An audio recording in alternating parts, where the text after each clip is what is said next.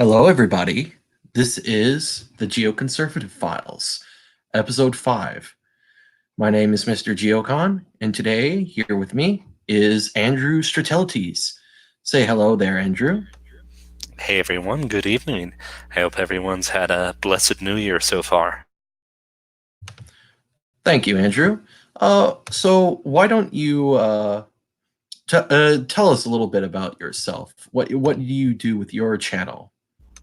Sure, so I'm the quote-unquote patriarch of the Red Pill Religion channel, and we primarily engage in the connections and discussions of religion, atheism, and connections to politics, society, and culture.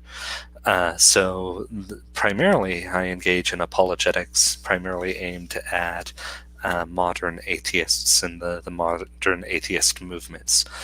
So that's what I've been doing. It used to be called the Escaping Atheism Project, which I think is an excellent name, but the Red Pill Religion Project is a broader brand that includes more social and cultural issues. All right, that sounds very nice. So, what kind of social and cultural issues do you cover on your channel? Sure. We have lots of interviews with interesting thinkers. We talk about male human rights. We have discussions about things that are sort of out of the ordinary as far as theories of how things work and those sorts of things. And basically things that interact with religion and how one should work in the world. We've also had discussions on virtue and the connection between philosophy and ways of life and so on and so forth. Sounds like a pretty broad topic channel. I can really relate to that. I myself plan on having, well, more or less a wide range of topics that I go over. Uh, but there, a quick disclaimer: I still consider myself a member of the Red Pill Religion Project, even though I'm not as active on there as I probably could be. I'm good friends with Andrew, and I'm also good friends with the original founder of the project, Max Kolbe. So I'd like.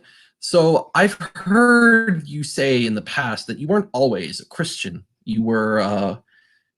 You said that you considered yourself agnostic for a time. Could you describe your religious journey? Sure. I was raised in a at least mildly religious household, although we didn't go to church much. It was in the air.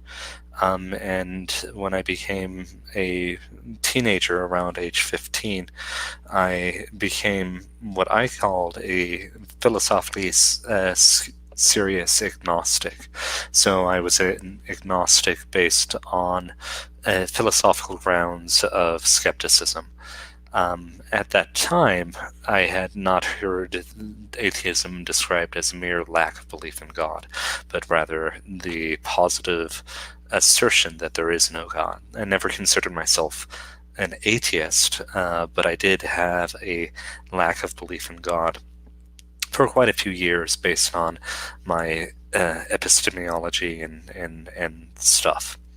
And basically, I rediscovered the faith and ended up converting to Anglicanism when I was about 20 years old, and have been an Anglican ever since then.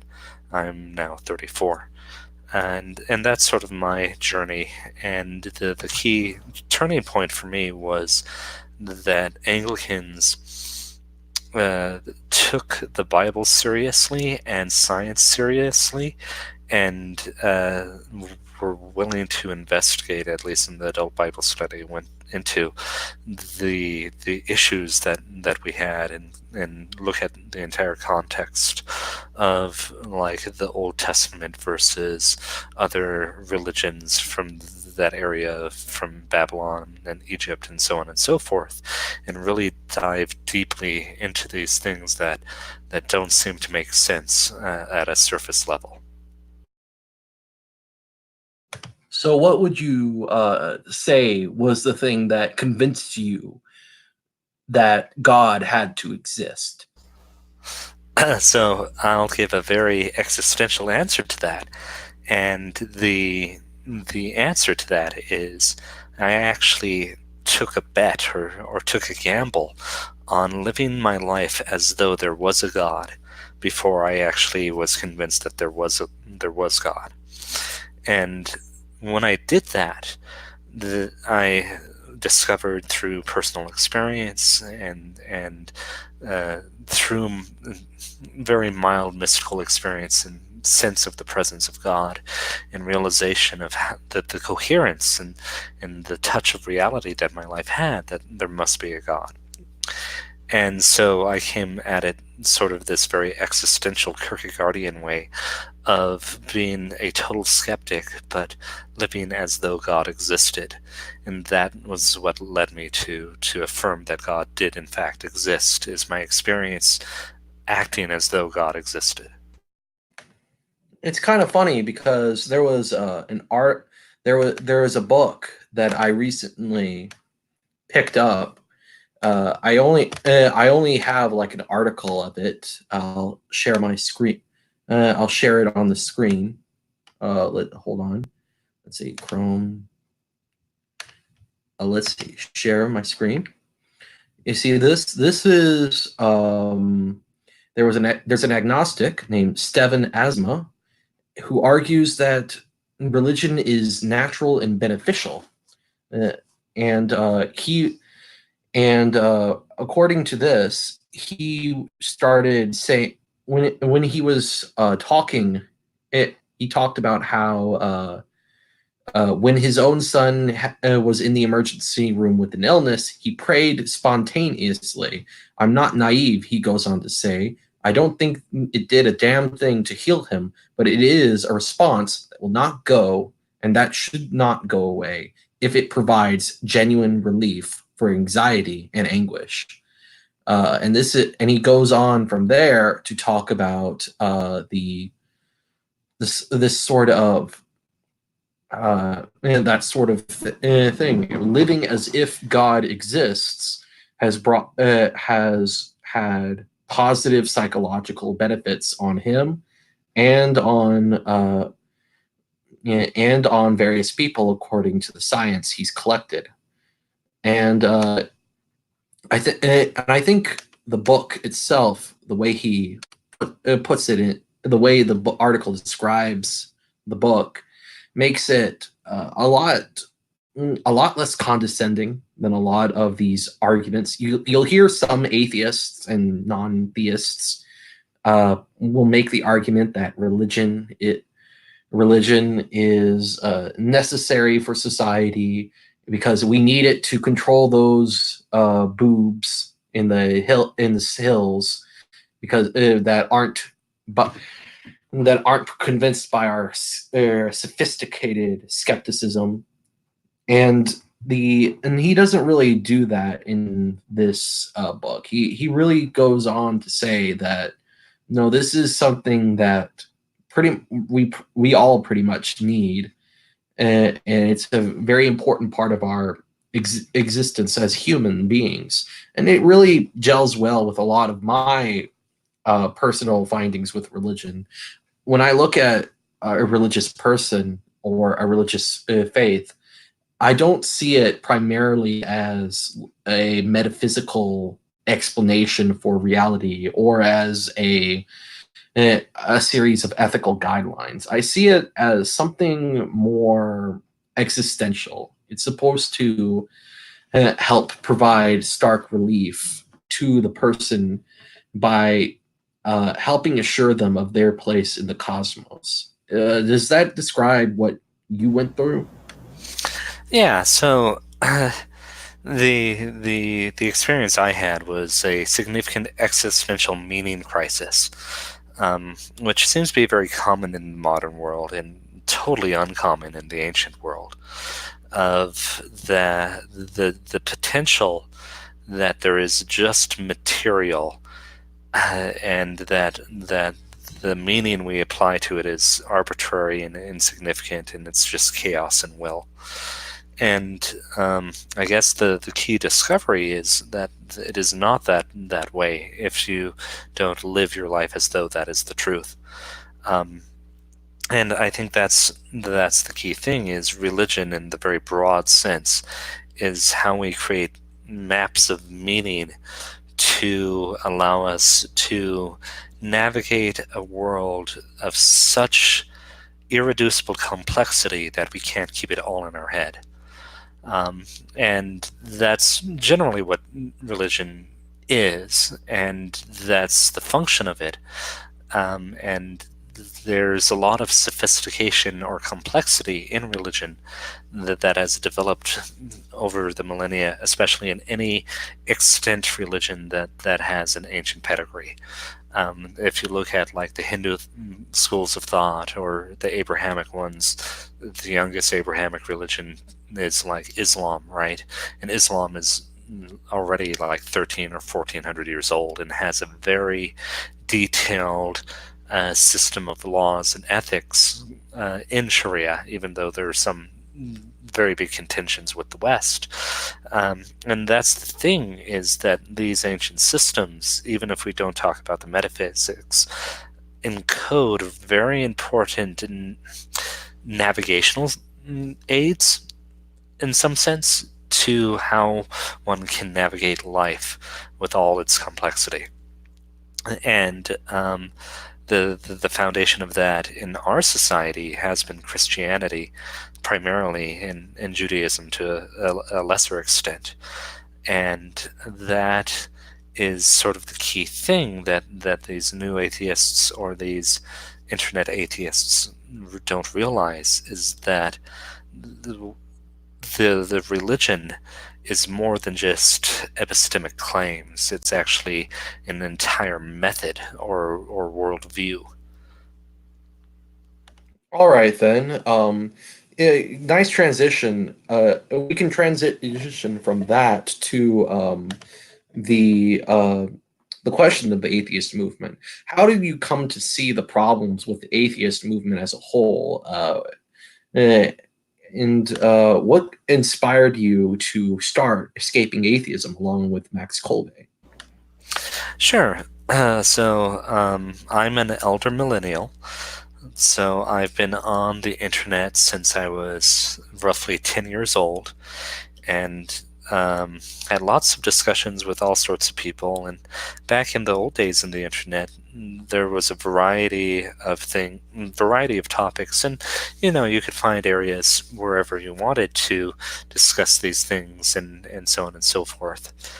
And the issue that came up is the Christian chat rooms and message boards, and or even just talking about Christianity on Twitter would end up getting flooded with all these very low quality atheist accounts.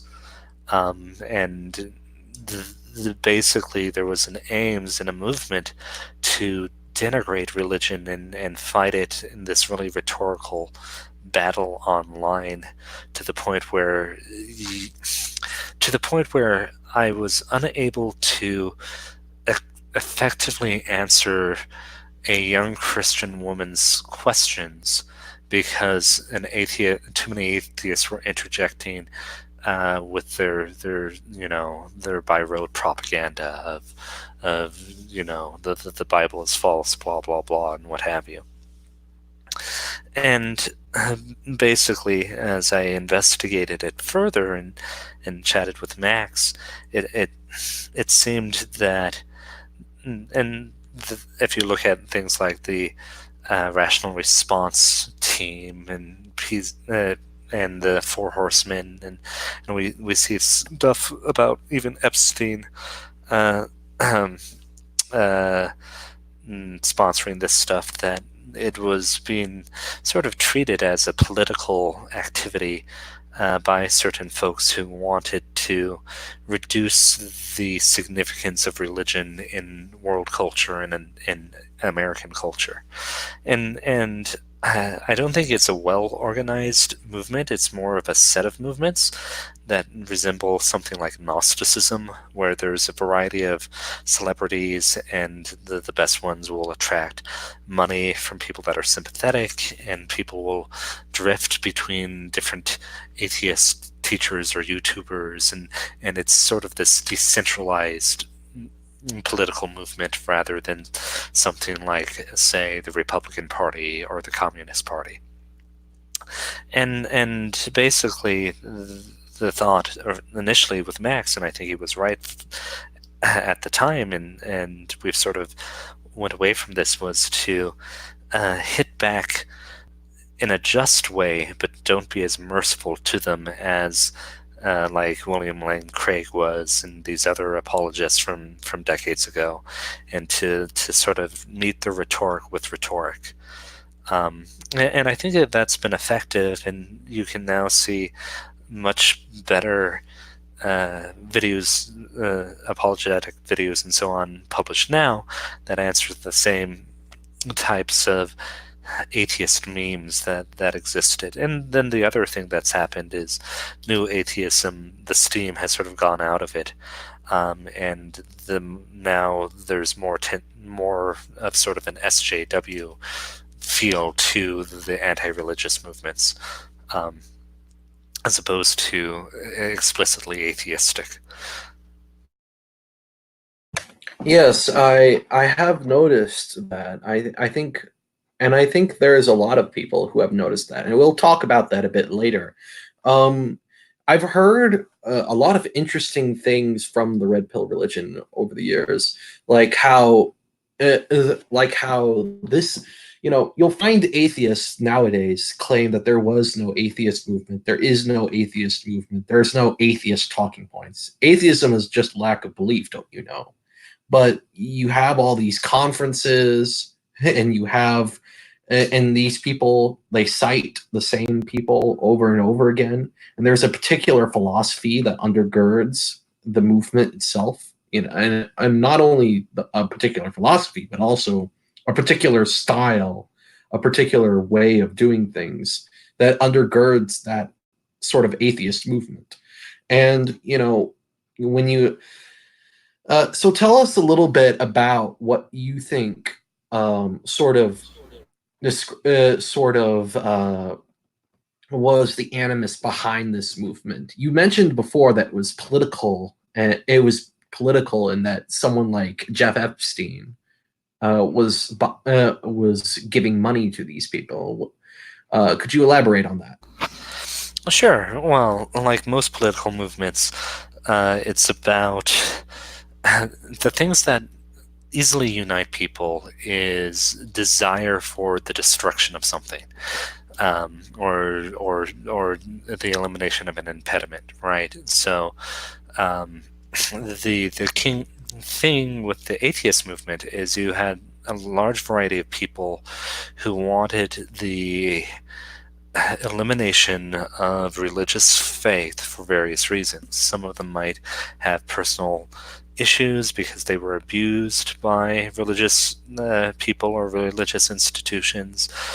Some of them wanted to license to live the sort of lifestyles that were prohibited by religious views.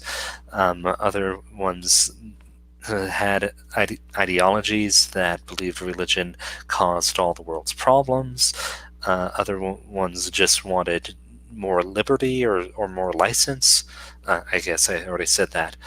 And that's sort of the thing, is you ended up with this unity of thought after especially September 11th to sort of denigrate religion and to, in some sense, conflate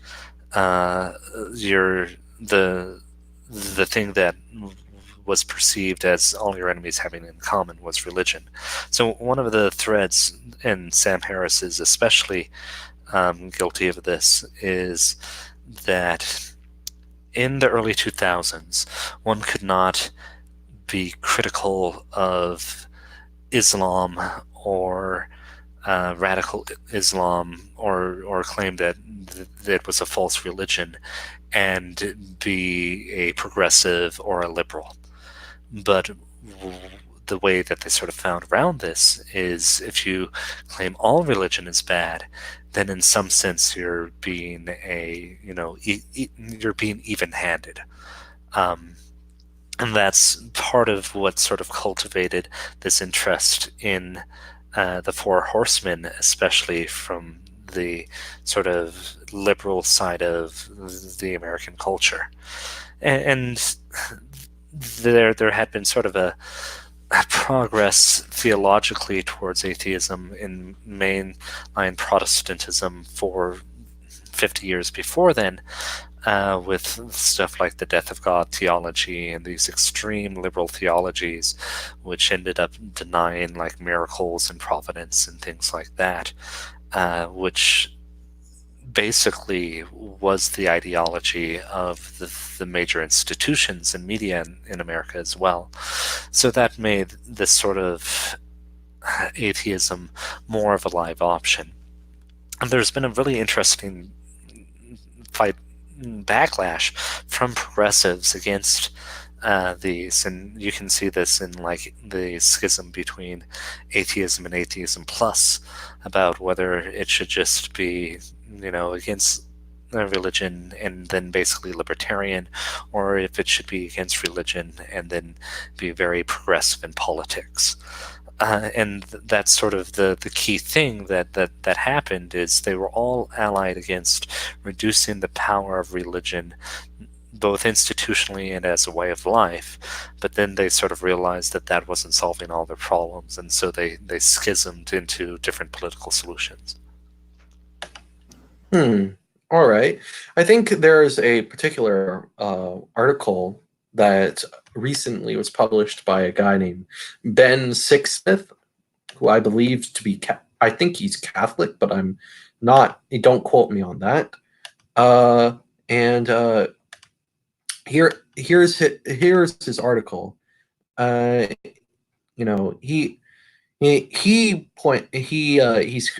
quotes Scott Alexander of the Slate Star Codex a bit, and the way he puts it down, he talks about Elevator Gate and how there was a progressive atheist blogger named Rebecca Watson back in July 2011. She had an unpleasant encounter with an atheist man that creeped her out. This caused a big hoo-ha within the atheist community, and they split into rival factions. There was the progressive atheists. The way they put it, it says, the progressives, as Alexander says, realized that racial, sexual, and gender inequality flowed from more than monotheistic faith. The anti-progressives, meanwhile, realized that censorious, moralistic, and utopian values could be secular as well as religious. And then it goes on from there. And then he also says that, this whole Christian thing, this whole beat up on the Christians thing, it started getting old. And a lot of these atheists, they were in it because they loved to argue. They wanted the argument, they wanted the fight. And, beating up on Christians just wasn't as fun. So they had to go around looking for a new target. And the progressive atheists said, well, we're targeting right-wing people and people who go against the progressive movement, and these anti-progressives said, well, we're going to go out after you because you're going after us. And that's how the argument, and that's how you had these anti-SJW skeptic communities forming on YouTube. It's essentially it's essential. I've heard it compared to how the Stalinists versus the Trotskyites, how they used to be on the same team when Lenin was around, and then took a party and kicked out the Trotskyites. Trotskyites were now fascists, and Trotsky says, "No, we are the real communists," and that's and now we see the progressive atheists are kicking out the anti-SJW atheists, and the anti-SJW atheists are like, "No, we are the true atheists because we reject the religion of social justice," or something like that. Yeah, and the key thing here is any human group that is not oriented towards transcendent values, but just like a impediment to whatever they wanting to destroy, an impediment to whatever their other goal is only going to be a temporary alliance, right? Because eventually your temporal desires will change, or the impediment will be destroyed, or what have you. And this is sort of the irony, or this sort of proves the point of the issue with atheism, even as just a mere lack of belief, is it provides no organizing principle. And so instead you end up with all these petty tyrannies of SJW versus anti-SJW, or of these like hyper nationalistic secular people versus these like liberalists who want to go back to classical liberalism. And they're sort of groping towards trying to make an ethos, but it's going to oscillate wildly because there's nothing transcendent that they can fix their target on. And there's nothing and there's nothing at the bottom to ground their beliefs either. Yeah, exactly. And just speaking pragmatically, that's ironically the advantage of like metaphysical or beliefs in mythos, is they do two things. They give a grounding for all your other beliefs, but they also provide a flexibility for you to choose different strategies and techniques based on the temporary impediments that you run into, right? So to give an example, there's no clear-cut Christian answer on what things should be at the federal level versus like the municipal level, right? And depending on the circumstances of the society and technology and the institutions available, the choice might be different. But if you have a political ideology, that you're sort of stuck there, right? Or let's say intersectionality and power hierarchies. If you claim that all power hierarchies are bad because the current ones are bad, it limits your ability to create new hierarchies that actually benefit everyone. I see. So what is the you didn't really elaborate on this before, but what about this? What about the political side of things? Because I have my own theories on that, but I'd like to hear what your thoughts on that either, because there seemed to be a coordinated effort by certain powerful people, Jeff Epstein, for example, to sort of push this onto the internet and really fire up these people to get them to spread this propaganda, because overwhelmingly I see a sort of anti-conservative element to this new atheist movement, whether it's coming from a libertarian perspective or a sort of progressive SJW perspective.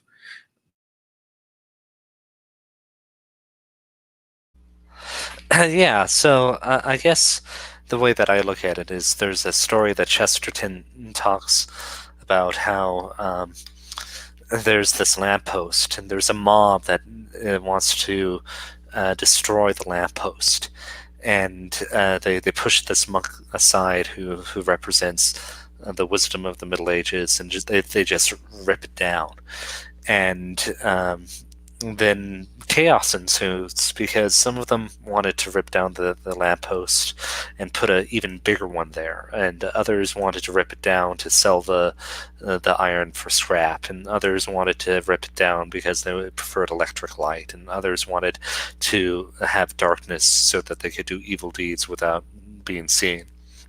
And I feel like the online atheism movement was like that there were lots of motivating factors, and some people would, of course, put money into it because they were Marxists, right? And if you attack religion, that will help the Marxist cause of bringing about true communism. Or, you're a science worshiper, like Epstein probably was a science worshiper, and you think that if we eliminate this and have people think scientifically, we'll enter a new era of utopia. And so on and so forth. And so I think it was partially coordinated, but I think it was more like that mob that Chesterton described rather than say even the pro-life movement, right? The pro-life movement in America has a coherent goal and a relatively coherent culture behind it, more so than like the atheism movement does. I see. So what about the what about this a part of escaping atheism's propaganda back in the day was that atheism was a cult. Could you explain that for us? Is it not? Sure. So there, and that's rhetoric, right? But here's the point it's getting at, that atheism includes a set of beliefs that you have to adhere to be a member of that in-group. And there are sets of activities that they engage in, and there are actually even subsets where it's there are power differentials. The more precise way to describe it is atheism is a network of cult-like movements and followings. So, there was a guy, Peter, I think his name was, that used to engage with people like Dave the Distributist and me on Twitter. And, he I believe, lived in like this shared house in sort of this group marriage thing, and they were all atheists, and they all had similar beliefs about science, and they had all had like alien abduction experiences, but they thought they were illusions, and this type of stuff. And so that's one end of the extreme. And then on the other end of the extreme, you have this person who, might watch an atheist YouTuber like The Amazing Atheist, in the same way that we might go to a sermon or coffee hour at church. And they are sort of on the edge of the normative thing in part of the community there. But at the same time, there are definitely these sort of cults of personality that resemble religious leaders in things like the New Age movement, right, or Gnosticism, where there's a broad spectrum of how rigorous the cult is defined. Oh, I think I can see where you're coming from there. When I look at the New Atheist movement, and this is just me, I see it as primarily a movement that emerged from the political situation in the United States after post 9/11 to the end of the 2000s. The Now, what I would, you know, new the new atheists were always an anti-conservative group from the start. They were against the Republican Party in America, even though 3 out of the 4 horsemen were from Britain. They all had a particular interest in American politics for some reason.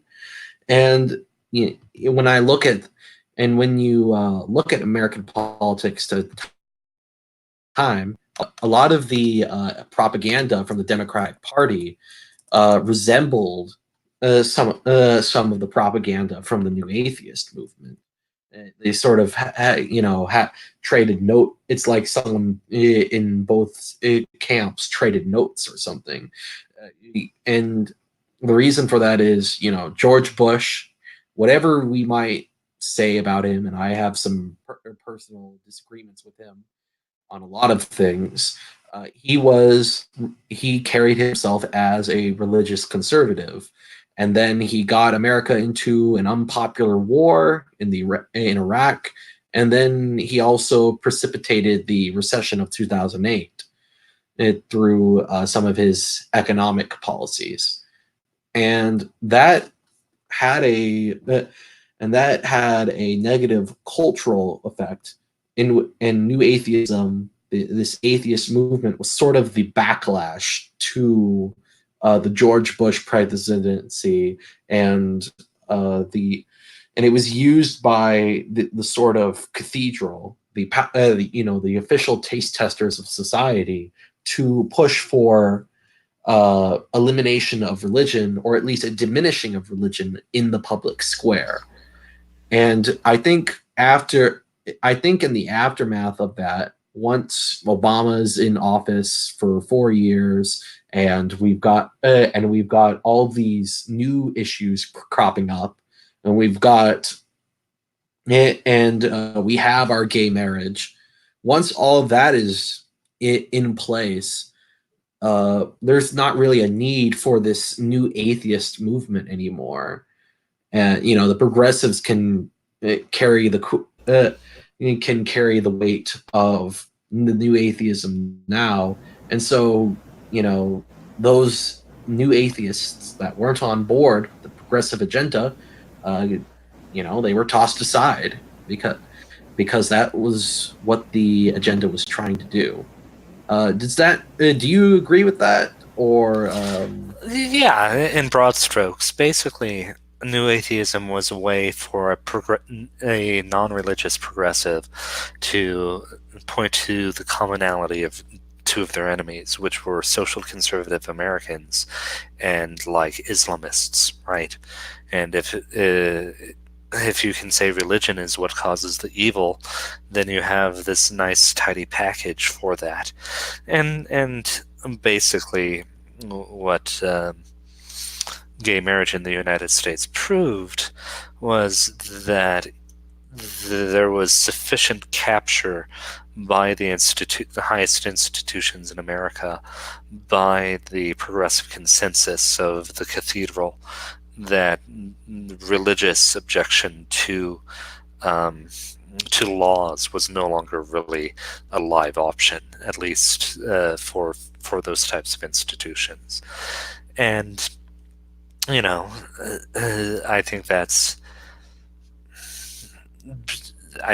true. I think that's sort of the state of being that we're in, where the more reasonable approach for most will be something like the Benedict option, or sort of this inward turning towards the religious life, and just keeping our power around to make sure the public square doesn't screw us over too badly. And that's sort of the thing too, is now that gay marriage has succeeded and that's been proven, the great impediment that all these people were sort of allied with has disappeared, and now they're running into other issues and they're fragmenting.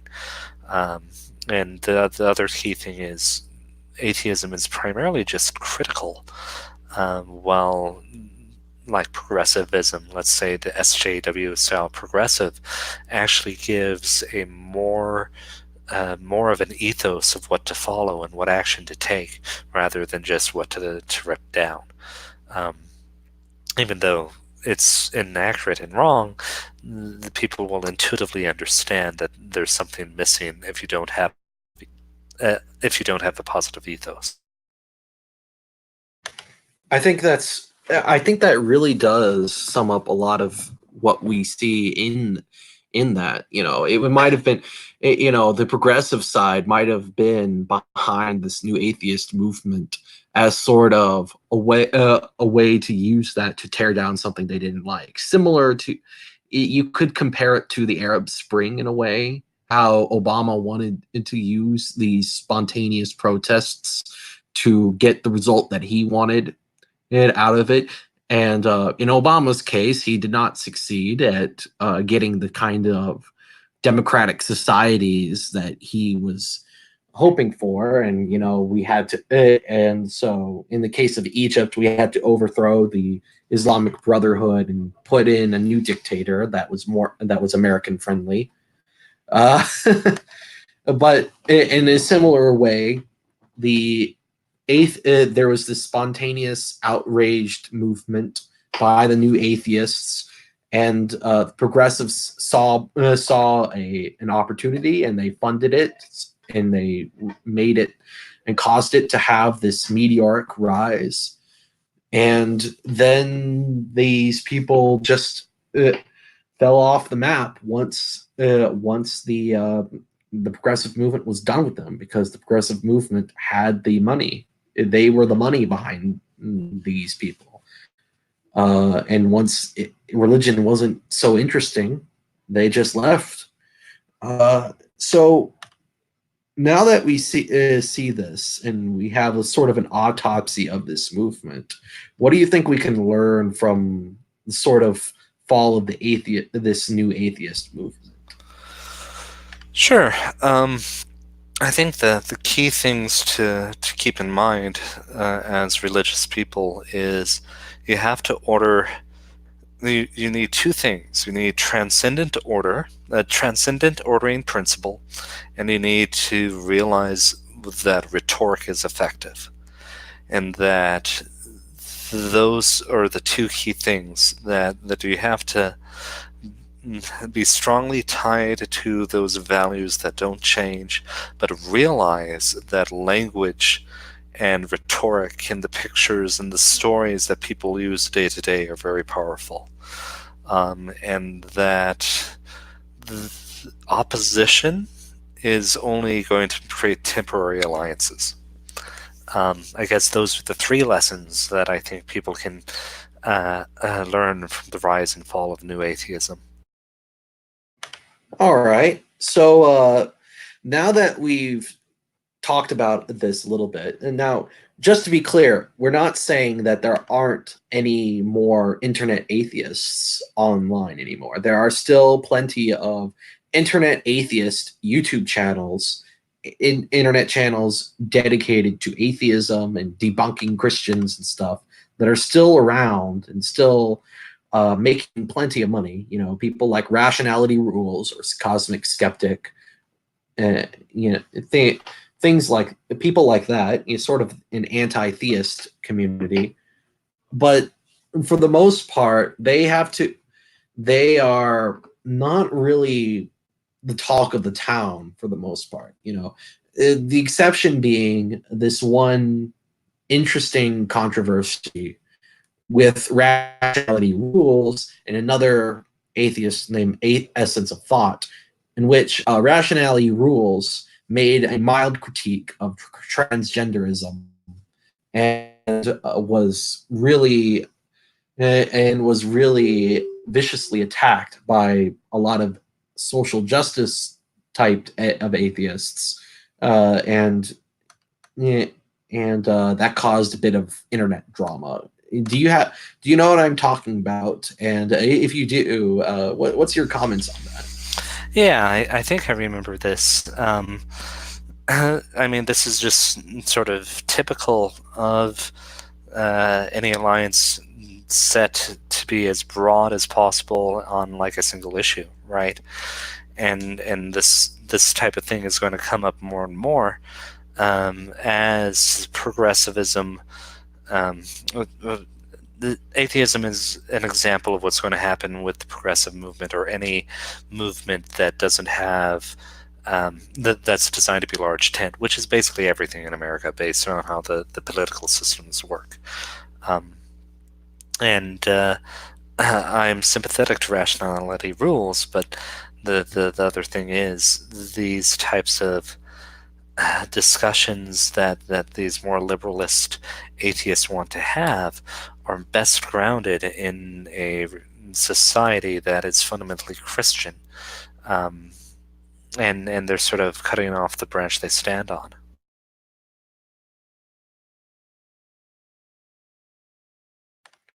All right. One last question. Um, so you have this red pill religion group, and you and the main thing that your group did was to match the new atheist types in their rhetoric. Go toe to toe with them, and sort of push religion back into the public square. But but now that this new atheist movement seems to be completely fracturing and losing some credibility in the public square, what at least in political internet circles, what do you plan on doing now? What's the future of red pill religion? That's a great question, and something I've actually been thinking about, and I'd like your thoughts on, either here or in a more private setting. Is I think that retooling and redirecting towards more of a anti-gatekeeper community for the creation of cultural products and art and discussion is where I'd like to take things. So to put it in sort of broad terms, I want something like, DeviantArt, only, or even Tumblr, only it doesn't have an SJW infection, where we can create sort of shared worlds and shared enthusiasm for things that are compatible with Christendom pretty broadly, and a place where we're not going to gatekeep people for controversial opinions, as long as they fulfill requirements for politeness and being cordial and peaceful to one another. And that's sort of the direction I'd like to take things, is towards building and renewing things that will last for generations to come. It's a bit more ambitious than what I plan my YouTube channel to be. Like, I just wanted to try my hand at making response videos towards certain groups of YouTubers, mainly bread tubers, and trying my hand and sort of doing these kinds of friendly interviews. But I do largely agree with the direction you want to go, and I also may have some ideas as to who you could interview, and some of the websites that you might be websites you might be interested in. I'd like to talk about that in private, though. Sure, definitely. Yeah, and we gotta start somewhere, and I think the next big thing on my plate is to make a wiki where we can start building these shared things. I know that the Canis Society already has that, but I figure something that's more aimed at content creation rather than a index of knowledge would be a good fit. Oh, definitely. And the Canis they have a Canis Society forums, but it's kind of not that all that there. It's very difficult right now. Hopefully they'll they'll make it better, so better, Yeah. more user friendly. I do know some websites that you might find useful to your vision of things. Yeah, and part of this is my experience as a open source hippie, but I think it would be great if we can create sort of a free culture reactionary world, taking advantage of things like the public domain and Creative Commons and things like that to help us create the cultural products that we need to preserve and restore the sort of great values that religion has brought to the world. On into that, brother. Okay. But we're going to wrap this up very soon. I'd like to give a shout out to the comment of the day. Kai Makata said, I like the idea that the world is controlled by Saturn worshippers more than, well, idiots. That's it. That's actually a pretty good line. And you get a shout out for the originality. I mean, I'm not too I'm not familiar with the idea of Plato's. I'm not familiar with Plato's belief that the world is a cube, but I think it's kind of an interesting one, and I'd like to read about it. So Kai, if you have a Discord account, you can DM me on Discord, and maybe we can talk. Also, one last thing. I'm going to be making my first response video later on this week, or rather, not later on this week, later on this month, to a thought slime. So if you're interested in that, stay tuned. I'm sorry, subscribe to my channel if you are interested in